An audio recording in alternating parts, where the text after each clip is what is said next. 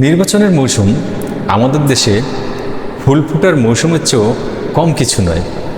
বসন্ত যেমন আম্রকুঞ্জে কোকিল ডাক দেয়, ঠিক তেমনি নির্বাচনের সময় রাজনীতিক কোকিলরা ডাকতে শুরু করে, ভাই ভোট দেন, আমি আপনাদের সেবক। হ্যাঁ, তখন হঠাৎই নেতাদের চরিত্র ভুল হয়ে যায়। যিনি সারা বছর বর্জ্য গর্জন করেন, তিনি হঠাৎ গোলাপ হয়ে কোমল হাসি দেন। যিনি সারা বছর লম্বা গাড়ির কাঁচ নামান না, তিনি হঠাৎ রিকশায় ওঠেন। যিনি সাধারণ মানুষের কণ্ঠ শুনতে চান না, তিনি হঠাৎ বাজারে গিয়ে টমেটোর দাম জিজ্ঞেস করেন, যেন তিনি নিজের পরিবারের বাজার নিজেই করেন। ফুলের যেমন সুবাস থাকে, তেমনি নির্বাচনকালে আমাদের নেতাদের প্রতিশ্রুতির সুবাস ছড়ায়।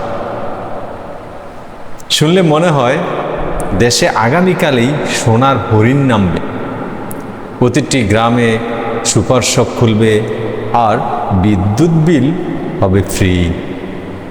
তবে সমস্যা হলো, এই ফুলগুলি মৌসুমি ফুল। ভোট হয়ে গেলেই ফুল ঝরে যায়, সুবাস উড়ে যায়, আর নেতা মহাশয় রূপ নেন কাঁটাযুক্ত ক্যাকটাসে। তখন তার কাছে যাওয়া মানেই কাটায় হাত কাটা। আমাদের নেতারা নির্বাচনের সময় এমন সব চরিত্র ধারণ করেন যে দেখলে মনে হয় সাধারণ মানুষের কষ্টে তারা চোখের জল ফেলবেন।